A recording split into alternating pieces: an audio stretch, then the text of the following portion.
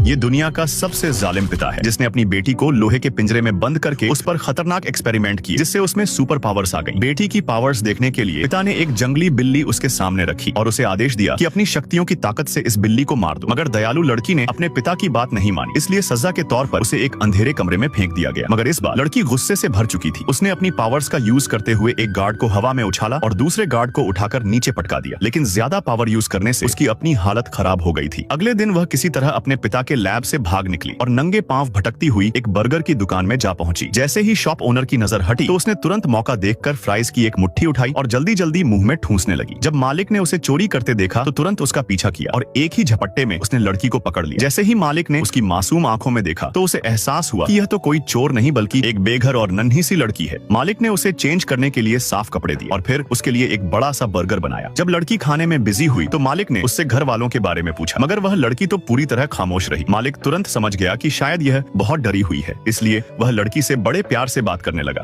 तभी अचानक उसकी नजर लड़की की बॉडी पर बने 011 के टैटू पर पड़ी। लड़की का नाम 11 था। मालिक ने यह सोचकर चुपचाप पुलिस को कॉल कर दी कि शायद इस लड़की को घर पर टॉर्चर किया गया है, जिससे भागकर यह यहाँ आई है। तभी अचानक रेस्टोरेंट का इलेक्ट्रिक फैन खराब होकर जोर जोर से भनभनाने लगा। जब 11 ने गुस्से से फैन को घूरा तो वह तुरंत रुक गया। 11 ने दुकान में मौजूद हर चीज पर अपनी शक्तियां आजमाने की कोशिश की। आज उसे जीवन में पहली बार मजेदार आइसक्रीम चखने को मिली। तभी दरवाजे पर दस्तक हुई। मालिक को अंदाजा नहीं था कि पुलिस इतनी जल्दी पहुंच जाएगी। जैसे ही लड़की ने बाहर पुलिस को देखा तो वह डर गई, क्योंकि शहर के सभी पुलिस वाले तो उसके पिता के अंडर ही काम करते हैं। जैसे ही वह अंदर आए तो 11 घबराकर भागने लगी। उसके बाहर निकलने से पहले ही सबने पिस्टल तान कर उसे घेर लिया। जब उसका पिता वहां पहुंचा तो देखा कि 11 उसके सभी साथियों को मारकर वहां से भाग चुकी है। उसी रात जब कुछ लड़कों ने 11 को अकेले वीरान जंगल में भटकते हुए देखा तो उसे अपने घर ले आए। जब 11 ने उन्हें अपनी कहानी सुनाई तो सबने उसे यकीन दिलाया कि वे किसी को भी इस बारे में नहीं बताएंगे। मगर अब आर्मी फोर्सेज ने पूरे शहर को अपने घेरे में ले लिया था। उन सब का एक ही मकसद था, 11 को पकड़ना।